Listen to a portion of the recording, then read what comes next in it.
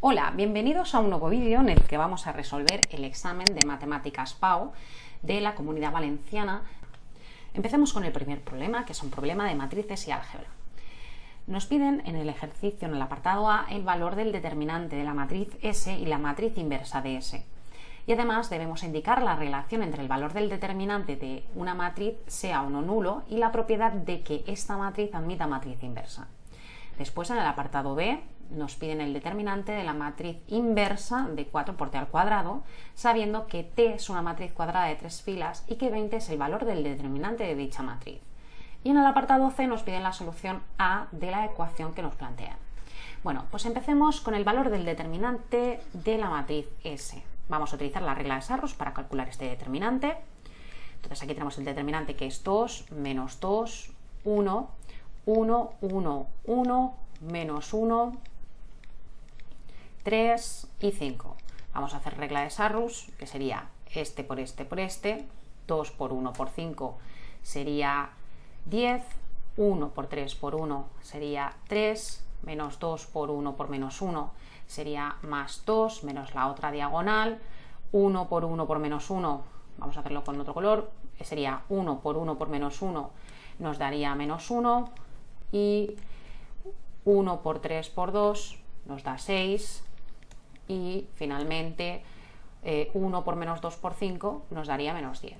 Entonces hacemos esta operación, que será 10 más 3 más 2 más 1 menos 6 más 10, será de resultado 20.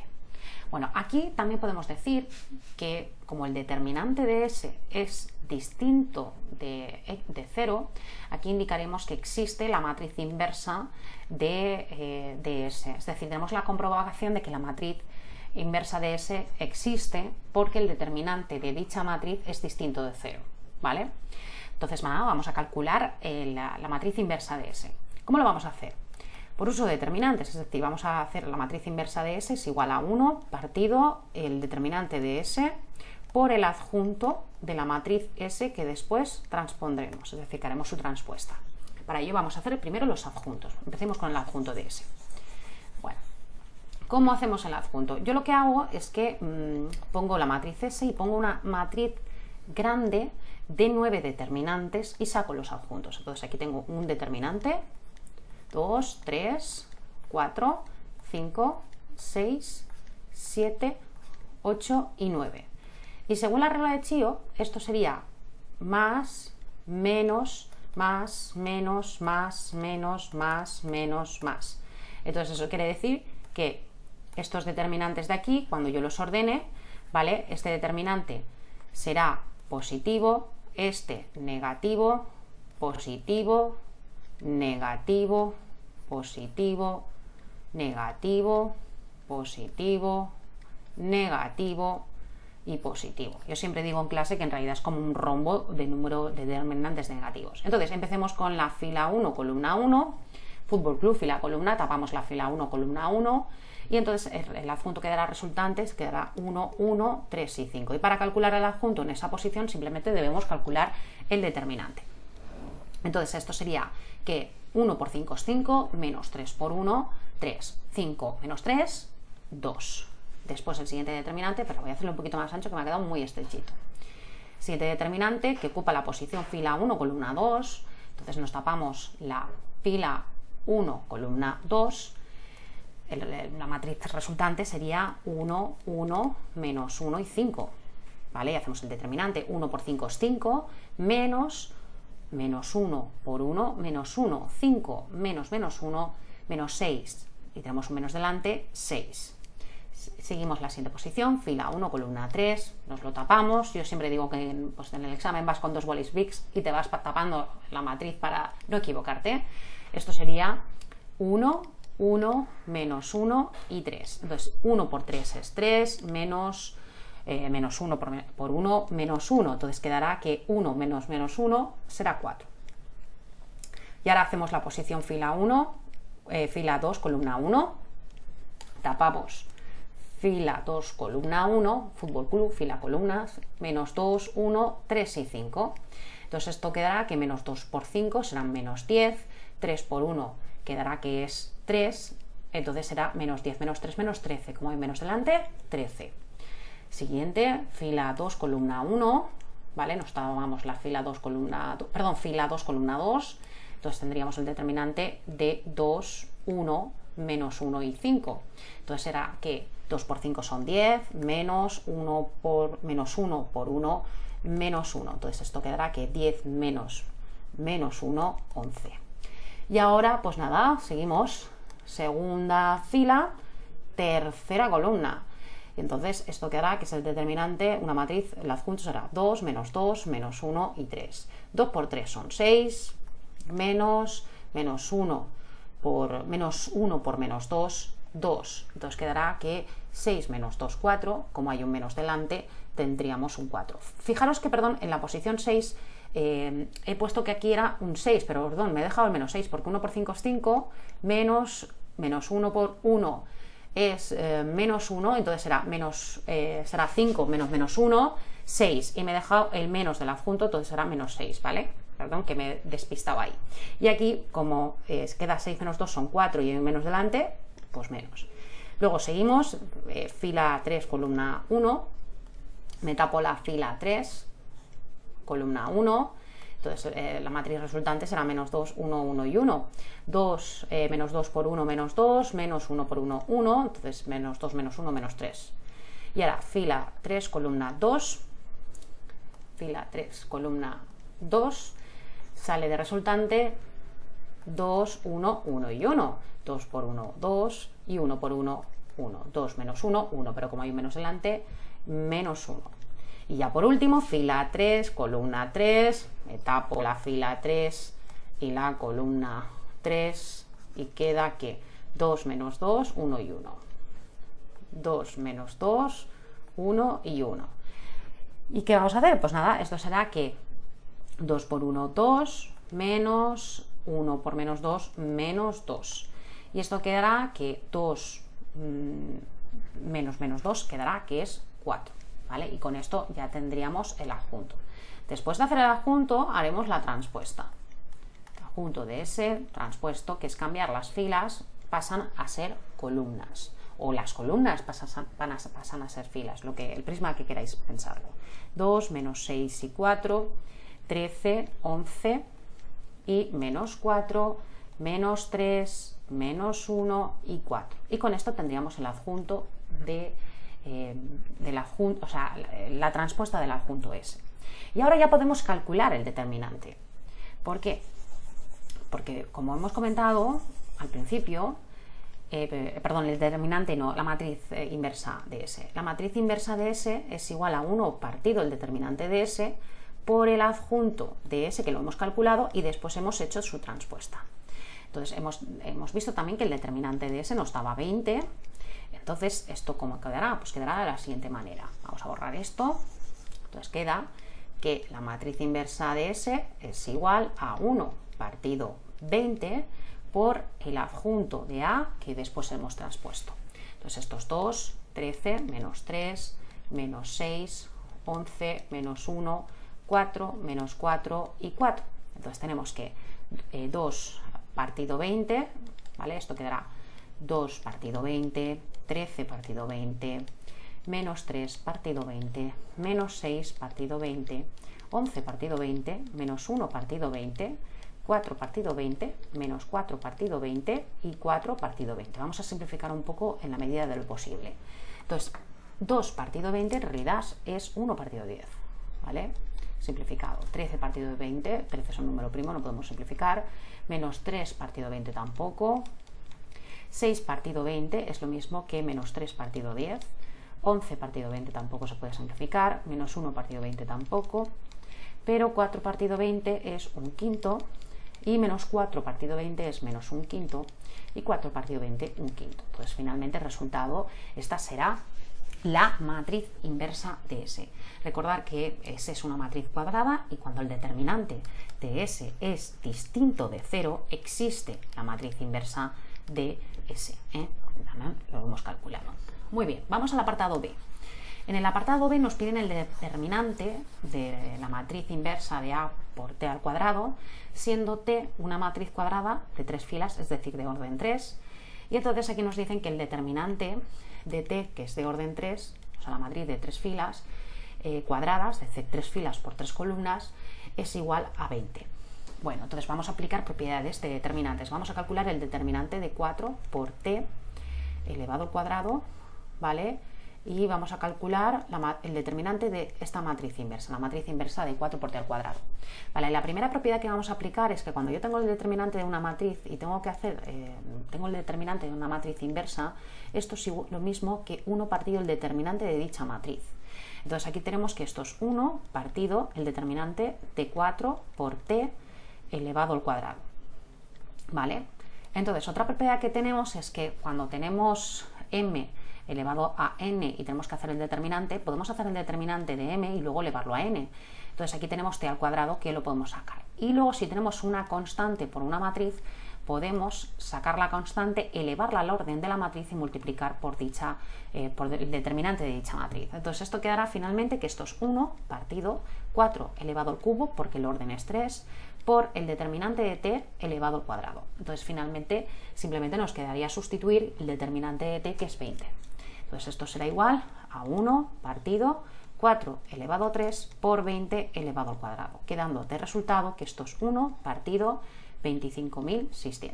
Entonces esto sería el resultado de este ejercicio que tenemos justo aquí, ¿vale? Así de sencillo. Esto serían las propiedades que nos está pidiendo este ejercicio, ¿no? Fijaros que las propiedades de determinantes son muy comunes en la selectividad de la BAU de aquí de Valencia, estudiarlas, ¿vale? Porque siempre hay, cuando hay un ejercicio de matrices, siempre hay alguno de propiedades de determinantes, ¿eh? Son ejercicios realmente muy comunes en los exámenes, ¿vale? Muy bien, pasemos al siguiente problema. El siguiente problema tenemos que la solución de A de la ecuación que tenemos planteada de la igualdad y debemos resolverlo. Vale. Entonces vamos allá.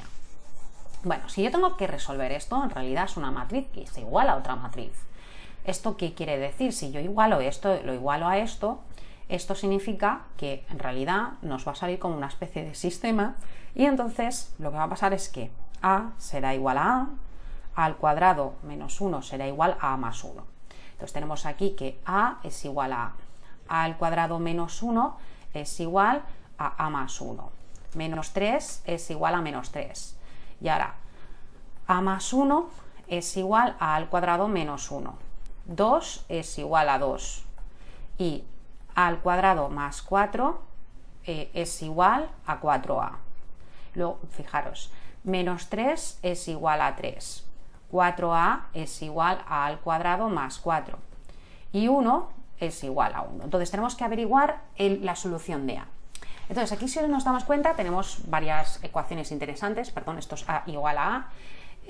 La que es interesante, las ecuaciones que son interesantes de resolver sería, por ejemplo, esta que tenemos aquí y luego, por ejemplo, esta que tenemos aquí también sería bastante interesante de resolver. Vale, las otras no tienen solución, ¿vale? O simplemente no es que tengan soluciones, que no va a dar una solución que sea práctica en el sentido de que podamos resolver, ¿no? O sea, fijaros que simplemente es hacer igualdad con igualdad, ¿lo veis? 3 menos 3, 2 igual a 2, perdón, que aquí he puesto un 20 y no sé por qué se me ha colado un 20, esto sería 2 igual a 20, 2 igual a 2, ¿vale? Que se me ha colado un 0 ahí, pues no sé por qué, 2 igual a 2 y luego al cuadrado más 4 es igual a 4a. ¿Vale? Ya os digo que las más interesantes de resolver son estas dos ecuaciones, las otras no son necesarias, ¿vale?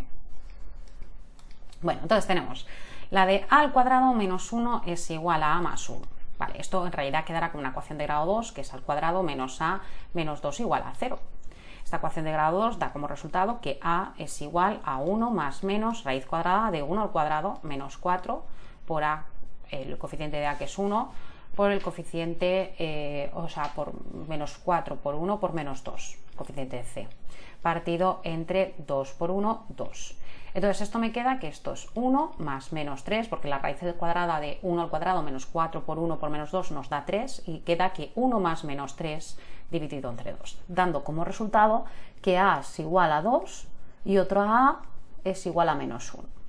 La otra ecuación que tenemos aquí también es una ecuación de grado 2, que si os dais cuenta es la misma que está aquí, justo, ¿vale?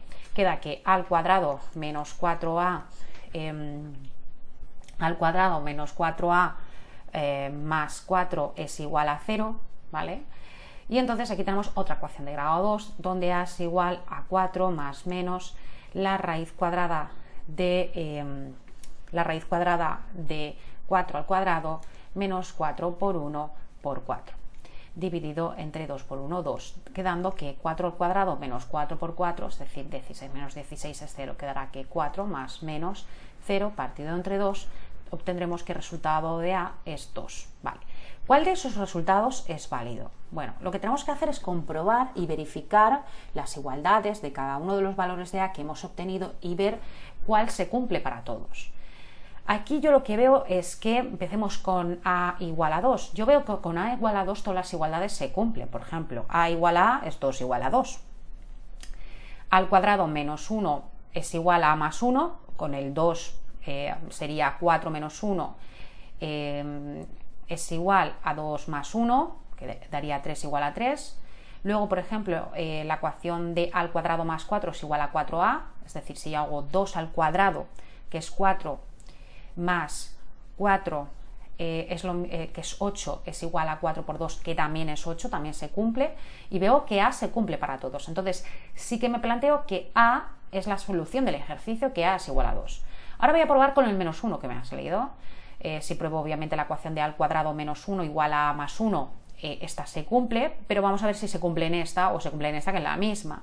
Entonces, si yo tengo menos 1 al cuadrado más 4 igual a 4 por menos 1. Menos 1 al cuadrado es 1 más 4 da 5 y 4 por menos 1 me da 4, menos 4. Fijaros que la igualdad no se cumple. Entonces diremos que en la solución de este ejercicio diremos que los valores que cumple para todas las ecuaciones, si se verifican todas las ecuaciones, sería cuando A es igual a 2. ¿De acuerdo?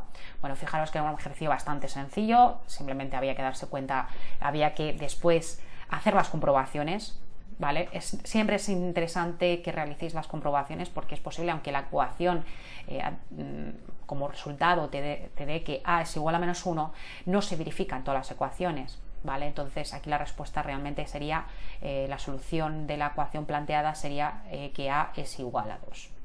Muy bien, pasemos al siguiente problema, que es un problema de geometría. Geometría, concretamente un problema de planos.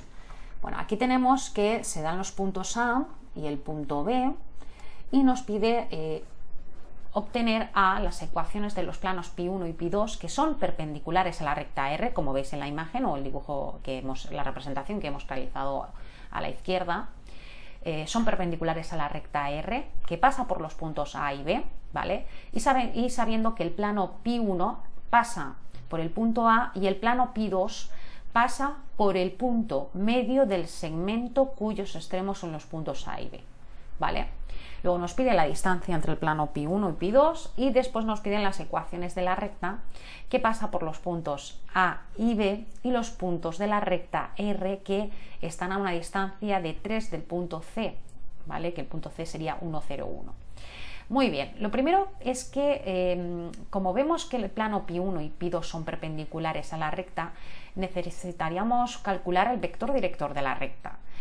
El vector director de la recta lo podría hacer con el punto A y el punto medio, o también lo podría hacer directamente con el punto A y B.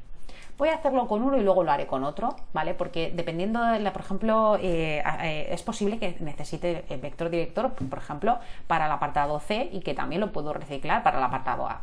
Entonces, el vector director de la recta R lo puedo hacer con el vector formado por los puntos AB. Entonces, B sería 3 menos 1, menos 1, menos A, que sería 1, 5 y 7. Me da que el vector director de la recta R es 2, menos 6 y menos 8. Vale, también podemos calcular el punto medio. Entonces, el punto medio, por ejemplo, del punto medio, como tenemos A y B y M es el punto medio de A y B, entonces vamos a hacerlo vamos a calcular el punto de medio en X, en Y y en Z. Esto será el punto A de X más el punto B de X partido entre 2, que esto será pues 1 más 3 dividido entre 2 nos da 2. Luego el punto medio de Y, que sería el punto de Y de A, la Y de B partido entre 2, y nos quedará que esto será pues 5 más menos 1 partido 2, queda que 5 menos 1 es 4, 4 partido entre 2 es 2. Y el punto medio en Z de A y B, en Z, pues esto sería pues 7 menos 1 partido 2 nos daría que es 3, porque 7 menos 1 6 y 6 partido entre 2, 2. Entonces el punto medio, lo vamos a anotar aquí, el punto medio realmente es 2, 2 y 3. ¿Vale? También podríamos calcular el vector director de la recta R con el punto A y el punto M, el punto medio. Pues se puede hacer de las dos maneras. Pero también tenemos que tener en cuenta una cosa. Bueno, voy a borrar esto, ¿vale? Voy a anotarme el vector director de la recta R, por ejemplo, aquí. Vector director de la recta R nos ha salido que era 2, menos 6 y menos 8. ¿Vale? Fijaros que también el vector director, el punto medio es 2, 2, 3, y también podríamos haber hecho el vector director de la recta R con, por ejemplo, con el vector MA, ¿vale? Del punto A al punto medio. Entonces, también como nos pide el ejercicio, que nos pide que calculemos los planos, como vemos, y como lo indican, y además lo vemos en el dibujo, la imagen, pero nos dicen que los planos son paralelos. Es decir, ¿por qué son paralelos los planos? Porque, claro, aquí tenemos el punto A, aquí tenemos el punto medio, pues estamos viendo que son dos planos que son paralelos y realmente planos paralelos y perpendiculares a una recta R, ¿vale? Entonces, lo que va a pasar es que dos planos paralelos van a tener el mismo vector normal.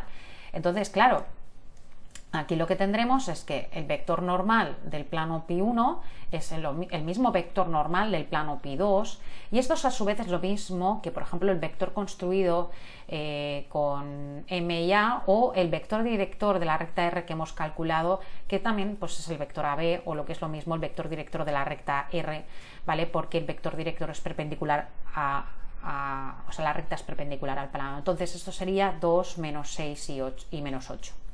Entonces tendríamos el plano pi1, entonces tendríamos que 2x menos 6y menos 8z más d es igual a 0. Vamos a coger, como se trata del plano pi1, vamos a coger el punto A para sustituirlo y calcular el plano. Sustituimos el punto A, que es 1, 5 y 7, lo sustituimos aquí, que será 2 por 1, menos 6 por 5, menos 8 por 7, más d, lo igualamos a 0. Entonces, al igualar esto a 0, pues esto nos va a quedar, podemos calcular d y finalmente tener el plano. Entonces, 2 por 1, por 6 por 5, por 8 por 7, esto nos quedará que esto es menos 84, más d igual a 0, quedando que d es igual a 84. Entonces, el plano solicitado, el plano pi1, ¿a qué será igual? Pues el plano pi1 será 2x menos 6y menos 8z más 84 igual a 0. Bueno, fijaros que podemos simplificarlo dividiéndolo por 2. Entonces el plano pi1 quedaría que es, la respuesta sería x menos 3y menos 4z más 42 igual a 0. ¿Vale? Entonces esto sería el plano pi1, que me lo voy a anotar aquí por si lo necesito más adelante. X menos 3y menos 4z más 42 igual a 0. Vale, y ahora vamos a calcular el plano pi2. Claro, del plano pi2, como los vectores normales son iguales, ¿vale? El plano pi2 en realidad lo conocemos también, porque tiene el mismo vector normal. Entonces sería 2x menos 6y menos 8z, pero no conocemos d igual a 0. Pero como hemos averiguado el punto medio, que M es un punto que está contenido en el plano pi2, bueno, pues simplemente sustituimos el punto M, que es 2, 2, 3 en el plano. Entonces tendremos que 2 por 2 menos 6 por 2 menos 8 por 3, menos 8 por 3 más d es igual a 0. Entonces aquí nos va a quedar que todo esto va a ser menos 32 más d igual a 0, quedará que d es igual a 32. Entonces el plano pi2 será el siguiente: 2x menos 6y menos 8z más 32 igual a 0. Vamos a simplificarlo, por ejemplo, dividiéndolo entre 2, y entonces el plano pi2 quedará como x menos 3y menos 4z más 16 igual a 0. Entonces vamos a anotarlo aquí por si lo necesitamos para más adelante, por si en algún problema nos hace falta, ¿vale? Entonces esto sería la respuesta, la respuesta del apartado A, ¿vale? Y luego, ¿qué más nos pide en el apartado B? En apartado B nos piden las distancias entre el plano pi1 y el plano pi2. Bueno, ¿cómo calcularemos estas distancias? Esto se puede hacer de varias maneras, pero quizá la parte más cómoda sería calcular la distancia de un punto a un plano. Entonces, la distancia del plano pi1 al plano pi2 se puede calcular como, por ejemplo, como la distancia del punto A al plano pi2, por ejemplo. Entonces, esto sería igual. Recordar que la distancia de un punto a un plano sería utilizando esta fórmula, el punto sería x0 y 0 z0 y el plano pues sería ax más pi más dz más t. Entonces en términos absolutos sería a, que es la normal, por x0 más b por y0 más t por z0 más d. ¿Vale? Todo esto lo dividimos por a al cuadrado más b al cuadrado más t al cuadrado, ¿vale? Entonces esto quedará que 1 por 1 menos 3 por 5, ¿vale?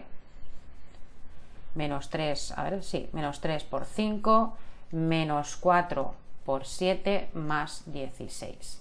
Todo esto lo dividimos por el vector normal, el módulo del vector normal, que en este caso será 1 al cuadrado más 3 al cuadrado más 4 al cuadrado. En realidad será 1 al cuadrado menos 3 al cuadrado, pero cualquier número negativo elevado al cuadrado es positivo, por eso no pongo el menos.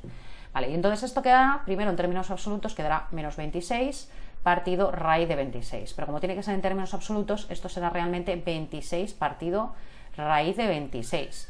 Que esto me ha quedado un poco estrechito, lo voy a borrar porque me ha quedado muy en el margen. Esto se queda que es lo que he comentado, menos 26 partido raíz de 26, ¿vale? Y entonces esto en realidad, como tiene que estar en términos absolutos, sería 26 partido raíz de 26, y si lo simplificamos quedará que esto es igual a raíz de 26 unidades arbitrarias. Entonces esto sería la distancia de un punto a un plano que coincide con la distancia del plano pi1 con el plano pi2. Y luego el apartado C, que es un pelín más largo, la verdad es que el apartado C es un poco más largo, nos pide lo siguiente, nos pide que calculemos la ecuación de la recta, las ecuaciones en plural, de la recta R que pasa por los puntos A y B. Y después nos pide los puntos de la recta R que están a una distancia de C, es decir, que tenemos otro punto C y que calculemos qué puntos de la recta R están a esa distancia de 3 del punto C, ¿vale? Bueno, fijaros que en el apartado anterior, al principio del ejercicio, calculamos el vector director de la recta R, y para calcular una recta, ¿qué necesitamos? Un punto y un vector, con lo cual podemos coger, por ejemplo, el punto A y el vector director de la recta R, que lo tenemos calculado. Entonces con esto podríamos calcular la recta R directamente. Entonces la recta R en ecuación paramétrica será x es igual a 1 más lambda, y será igual a 5 menos 3 lambda, y z es igual a 7 menos 4 lambda. Y ahora diréis, pero tú has sacado que es 2 menos 6 y 8, sí, pero los vectores podemos simplificarlos. Por ejemplo, yo puedo dividir este entre 2 y el vector director de R que sea 1, menos 3 y menos 4 para poder simplificarlo. Es decir, podemos simplificar vectores, pero cuidado, no se simplifican puntos, ¿eh? Entonces puedo poner 2 menos 6 y menos 8, pero también puedo simplificar dividiendo entre 2 y entonces el vector director quedaría como 1 menos 3 y 4. También puedo poner 2 menos 6 y 8 si quiero, ¿eh? Eso es decir, esto es un poco gusto vuestro, lo he querido simplificar para que quede un poquito más bonita la ecuación paramétrica. Y ahora en cuanto a la ecuación vectorial, por ejemplo, sería x y z es igual al punto, que es 1, 5 y 7, más lambda por el vector director, que es 1, menos 3 y menos 4, ¿vale? Y después tendríamos, por ejemplo, podríamos poner la ecuación continua, x menos 1 partido 1 es igual a y menos 5 partido menos 3 igual a z menos 7 partido menos 4. Bueno, nos piden las ecuaciones en plural. Yo supongo que con hacer la ecuación paramétrica, porque salen 3 ecuaciones, serían suficientes, pero bueno, por si acaso siempre vale la pena escribir alguna más. Vale, y ahora viene la parte un poco más rara, porque te dice los puntos o el punto. Los puntos porque me van a salir, ahora veréis que me van a salir 2 puntos, de la recta que están a una distancia de 3 del punto C. Bueno, entonces vamos a pensar que tenemos un punto de la recta R. Si nosotros cogemos un punto cualquiera de la recta R, el punto cualquiera de la recta R en realidad es 1 más lambda, 5 menos 3 lambda y 7 menos 4 lambda, que si nos damos cuenta es lo que calculamos de la ecuación paramétrica. Vale, entonces si yo tengo que hacer la distancia de C a un punto de la recta R, esta distancia me dice que es 3, ¿vale? Entonces voy a hacer el vector PRC, ¿no? Al punto de la recta R le he llamado PR, ¿vale? Entonces será PR, que es 1 más lambda, coma 5 menos 3 lambda, coma 7 menos 4 lambda, que le resto el punto C, que es 1, 0 y 1. Entonces tengo el vector CPR, que sería 1 más lambda menos 1, que dará lambda, 5 menos 3 lambda menos 0, que dará 5 menos 3 lambda, y 7 menos 1, 6 menos 4 lambda, ¿vale? Y ahora, claro, yo sé que todo esto, la distancia me dicen que es 3. Entonces, ¿qué tengo que calcular? Pues tengo que calcular cuánto vale lambda. Si sé lambda, puedo calcular un punto o varios puntos de la ecuación. ¿Esto cómo lo hago? También pensar que la distancia, en realidad esto es el vector, pero fijaros que yo he dicho que la distancia es igual a 3, pero ¿qué me faltaría? Que yo aquí he puesto el vector, pero en realidad recordar que la distancia en realidad no sería el vector en sí, sino el módulo de dicho vector. Creo que lo he dicho mal, porque he dicho CP, el vector directamente, no. El módulo, o sea, la distancia de C al punto PR, en realidad es el módulo del vector CPR, ¿vale? Entonces eso quiere decir que en realidad la distancia, que es igual a 3, esto es igual a la raíz cuadrada de alfa al cuadrado más 5 menos 3 alfa al cuadrado más 6 menos 4 alfa al cuadrado. Ahora sí, todo esto es igual a 3. Perdón, que quizá lo he explicado mal. En realidad sería el módulo, ¿eh? La distancia sería esto, todo esto sería igual a 3. Entonces, ¿qué hay que calcular? Pues hay que calcular lambda y hay que resolver esta ecuación, ¿vale? Vamos a resolver esta ecuación, luego vamos a borrar esto porque es muy larga, es una ecuación de tipo racional, entonces quedaría que la raíz cuadrada de alfa al cuadrado más 5 menos 3 lambda al cuadrado más 6 menos 4 lambda al cuadrado es igual a 3, ¿vale? Entonces, lo que voy a hacer es que, como es una función de tipo racional, lo que voy a hacer es que voy a coger esto, lo elevo al cuadrado y esto también lo elevo al cuadrado. Entonces me cargo la raíz. Entonces esto quedará que lambda al cuadrado más 5 menos 3 lambda al cuadrado más 6 menos 4 lambda al cuadrado es igual a 9, ¿vale? Entonces esto es lambda, que esto finalmente quedará que es lambda al cuadrado más 25 menos... esto, como es un binomio, será el cuadrado del primero menos 2 veces el primero por el segundo por el cuadrado del segundo. Entonces quedará que es 25 menos 30 lambda más 9 lambda al cuadrado. Y ahora tenemos otro binomio que sería el cuadrado del primero, 36, menos 2 veces el primero por el segundo, que sería menos 48 lambda, y el cuadrado del segundo, que sería más 16 lambda al cuadrado. Y todo esto es igual a 9. Entonces nada, ordenamos esto. Esto quedará que 26 lambda al cuadrado menos 78 lambda más 61 es igual a 9. Es decir, fijaros que aquí tenemos lambda al cuadrado y luego tenemos 16 lambda y 9 lambda darán 26 lambda. Luego tenemos menos 30 lambda menos 48 lambda, que nos dará menos 78 lambda. Y luego 25 más 36, que será 61. Entonces, ahora lo que vamos a hacer es que vamos a hacer 61 menos 9. Entonces nos quedará que es más 52. ¿Vale? Entonces quedará que 26 lambda menos 78 lambda más 52 es igual a 0. Entonces tenemos que resolver esta ecuación de grado 2. Podríamos simplificar y luego resolver, o no hace falta, podremos resolver directamente. Esto será menos 68 más 68 más menos raíz cuadrada de 78 al cuadrado menos 4 por 26 por 52 partido entre 2 por 26. Y esto quedará que esto es igual a 78 más menos 26 partido 52. Y esto, fijaros que son números feos, pero me dan números muy bonitos. Lambda, una solución de lambda será 2 y la otra solución de lambda será 1. Por eso el ejercicio dice puntos en plural. Ahora bien, si yo tengo que lambda es 2 y lambda es 1, ¿cuáles serán los puntos de la recta R que en realidad están distando 3 unidades? Bueno, pues borro esto que ya no lo necesito. Fijaros que aquí antes me he dejado anotado el punto de la recta R. Entonces, uno de los puntos será, por ejemplo, si lambda fuera 1, ¿vale? Si lambda es 1, uno de los puntos, perdón, parece que lo he puesto en subíndice, lambda igual a 1, lambda igual a 1. Si uno de los puntos, pues sería ¿cuál? Pues sería 1 más 1, 5 menos 3 por 1 y 7 menos 4 por 1, quedando que el punto es 2, 2 y 3, ¿vale?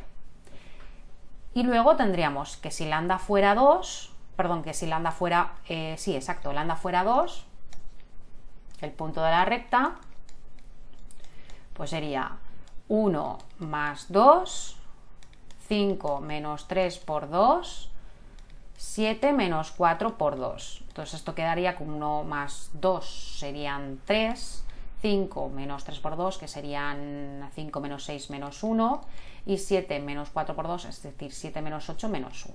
Y entonces esta sería la respuesta. Estos son los puntos de la recta que distan una distancia de 3 de un punto que hemos llamado, de un punto que nos dan, que es el punto C. Entonces, del punto C a cualquier punto de la recta que distan 3 unidades serían esos puntos que tenéis ahí planteados, ¿vale? Y con esto tendríamos el ejercicio resuelto. Un poquito largo el apartado C, y eso que valía 2 puntos, ¿eh? En realidad era más fácil el apartado A y B que el C, ¿eh? Bueno. Pasemos al siguiente problema de análisis. Vale. Problema 3. Aquí nos dicen que sea f la función real definida por fx es igual a x por e elevado a x menos 3x, y se pide a los puntos de corte de la curva, ¿vale? Con el eje x, o sea, la curva y igual a fx, el punto de inflexión de la curva, así como la justificación razonada de que la función es creciente cuando x es mayor que 2, y c, el área limitada por el eje x y la curva cuando está entre 0 y logaritmo de 3, ¿vale? Bueno, el logaritmo neperiano de 3. Entonces, lo primero es que aquí tenemos una función, los puntos de corte con la curva nos piden simplemente con el eje o x. Entonces, ¿esto qué significa? Pues que es cuando y es 0 o lo que es lo mismo, f de x es igual a 0.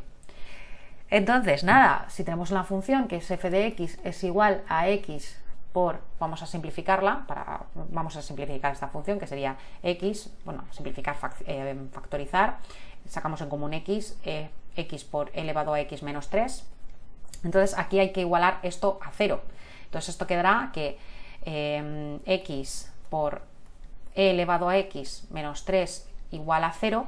Tendremos un resultado que x es igual a 0 y el otro resultado elevado a x menos 3 es igual a 0. Y entonces aquí sería lo mismo que elevado a x es igual a 3. Aplicamos propiedades del logaritmo neperiano. Esto sería como si hiciéramos logaritmo del número e elevado a x igual a 3, x por el logaritmo de es igual a 3, ¿vale? Perdón, logaritmo de 3, como lo he dejado, ¿vale? Y logaritmo de e es 1. Entonces quedará que x es igual al logaritmo de 3, ¿vale? O sea, realmente aquí lo que hemos puesto son propiedades del logaritmo. Si yo tengo el logaritmo de a elevado a n, es lo mismo que n por el logaritmo de a, ¿eh? Y si tengo a igual a b, pues logaritmo de a es lo mismo que logaritmo de b, ¿vale? Bueno, entonces, ¿aquí qué concluimos? Pues aquí concluimos que los puntos de corte, ¿vale? Aquí los puntos de corte serían con el eje x, serían el punto 0, 0, porque me ha salido x igual a 0, y en el punto logaritmo, porque me ha salido que x es igual al logaritmo de 3, en el logaritmo neperiano de 3 y 0. Entonces estos serían los puntos de corte. Bueno, los puntos de corte me los voy a anotar aquí, 0, 0, porque quizá los necesite para después, para quizá realizar la gráfica de la función, ¿vale? Y ya tenemos los puntos de corte. Bueno, la verdad, 2 puntitos está muy bien por hacer simplemente esto.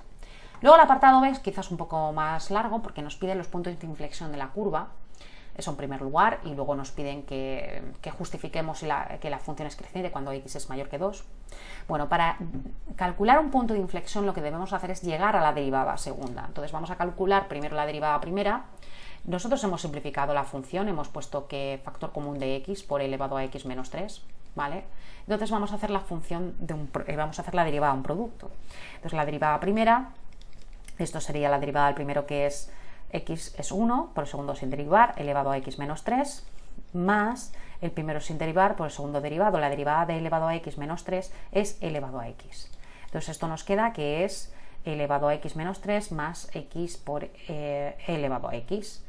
Vale, iba a simplificarlo, pero creo que así se queda bien, ¿no? O sea, así está bien. Ahora bien, la derivada segunda.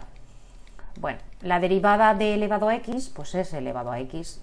La derivada de 3, pues es 0. Ahora bien, más la derivada, aquí vamos a hacer la derivada del primero por el segundo sin derivar. La derivada del primero de x, esto es u por v, es decir, la derivada del primero por el segundo más el primero por el segundo derivado. La derivada de x es 1, ¿vale? Por el segundo sin derivar elevado a x más el primero sin derivar por el segundo derivado, que es la derivada de elevado a x es elevado a x. Uy, ¿cuánto es e elevado a x?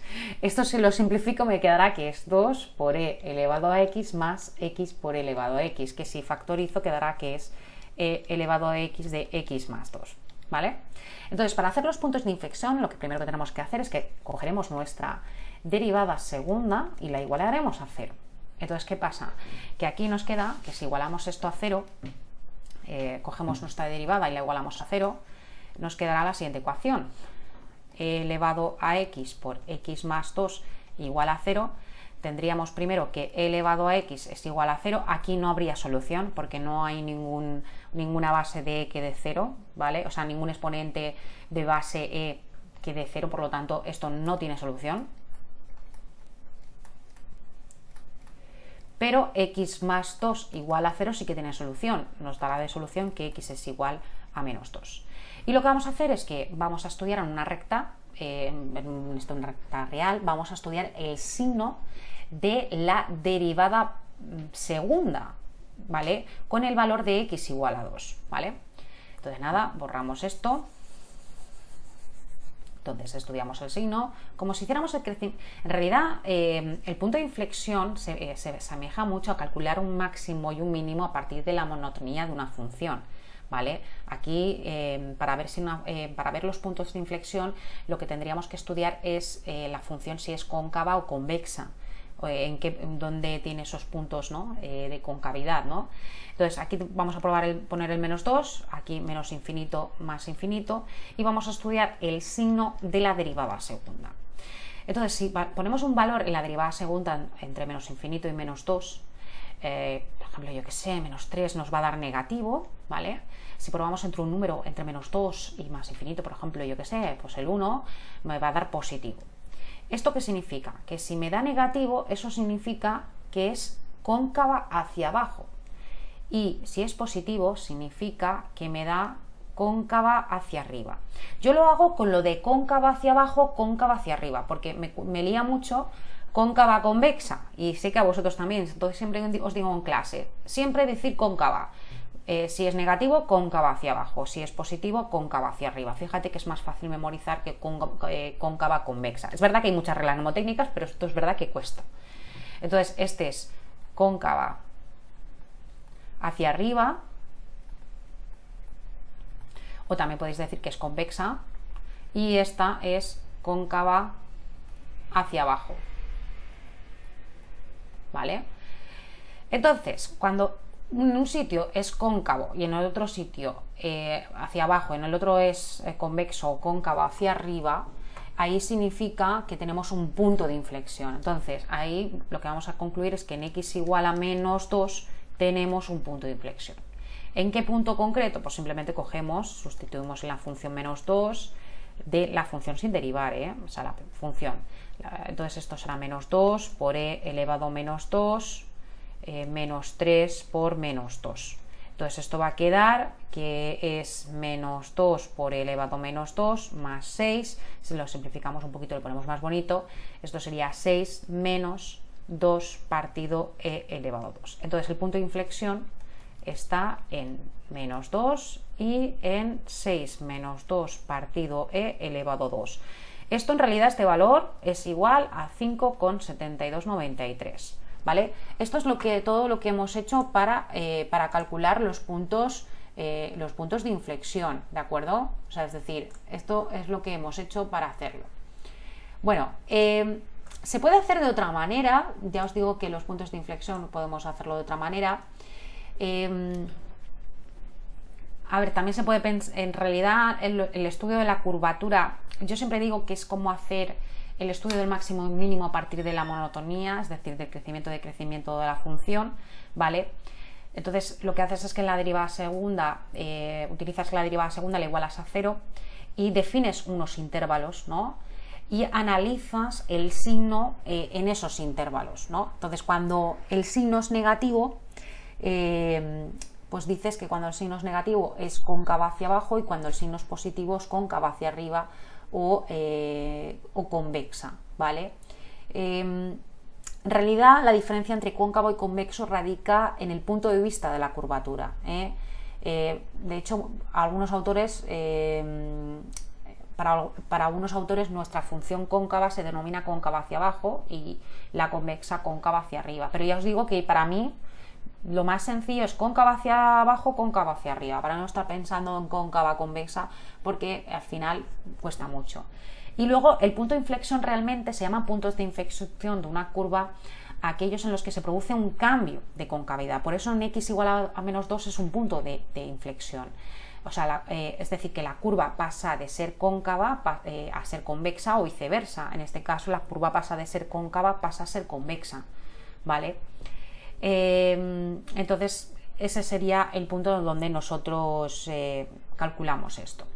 Vale, entonces una vez que ya tenemos el punto y hemos hecho el estudio de la curvatura, ¿qué nos pide el ejercicio? Pues el ejercicio nos pide que también en este apartado que justifiquemos que la función es creciente cuando x es mayor que 2. Vale, vamos a verlo. La función es creciente, entonces cogemos la derivada para el crecimiento, cogemos la derivada primera. La derivada primera nos ha dado que es elevado a x menos 3 más x por x por e elevado a x, ¿no? Entonces, si yo tengo que x es mayor que 2, fijaros que el número e al cuadrado, realmente el número e al cuadrado es 7,39 aproximadamente, ¿no? Y entonces si yo tengo, esto lo voy a pensar en dos partes, tengo por ejemplo elevado a x menos 3 es mayor que 0, ¿vale? Si x es mayor que 2, x es mayor que 0, y en el caso o sea, es decir, aquí en este caso como x es mayor que 2, aquí vemos que x es mayor que 0, y luego si x por e elevado a x, si e elevado a x es mayor que 0, pues también puede ser, es decir, que en realidad aquí con esto justificaríamos que la función es creciente cuando x es igual a menos 2. Lo podemos pensar de otra manera, es decir, si yo por ejemplo hago la derivada primera y también haciendo la derivada primera veo que también podría hacer como una especie de inecuación en la derivada primera. Y si esa derivada primera, la inecuación es mayor que 0, significa que la función es creciente, ¿vale? Entonces en este caso pues concluiremos que sí, efectivamente. Luego el apartado C nos piden el área limitada por el eje X y la curva de la función cuando estamos entre 0 y logaritmo de 3, donde el n, pues logaritmo neperiano significa, ¿no?, lo que nos están diciendo, pero bueno, tenemos claro que es logaritmo neperiano. Bueno, yo me he dibujado aquí la curva, ¿vale? Me he dibujado la función. En realidad la función del número e es una función polinómica, ¿vale? Perdón, es una función de tipo exponencial, ¿vale? Las funciones de tipo exponencial, pues depende un poco en los dibujos que tiene, pero tiene ciertas características, sobre todo cuando trabajamos con el número e. Una de las características de la función exponencial, pues que el dominio de la función son todos los reales, ¿vale? La función nunca se anula y siempre es positiva, también que eso no lo he comentado antes, pero bueno, es interesante. Y luego, pues lo que normalmente podemos calcular es que puede presentar simetría o no puede presentar simetría. Asíntotas verticales no tiene, horizontales hay que analizar los límites en el infinito, ¿vale? Y la monotonía, se puede hallar monotonía y puntos de inflexión, máximos y mínimos, crecimiento, decrecimiento y curvatura, depende también de la función, ¿vale? Entonces, También fijaros que de los puntos de corte nosotros hemos deducido anteriormente que cuando hemos hecho los puntos de corte hemos deducido que tenemos un punto de corte en 0 y el logaritmo neperiano de 3, como veis aquí, ¿vale? Y fijaros que si hacemos la gráfica y hacemos el dibujo, el área que nos solicita el problema realmente es esta que está dibujada, ¿vale?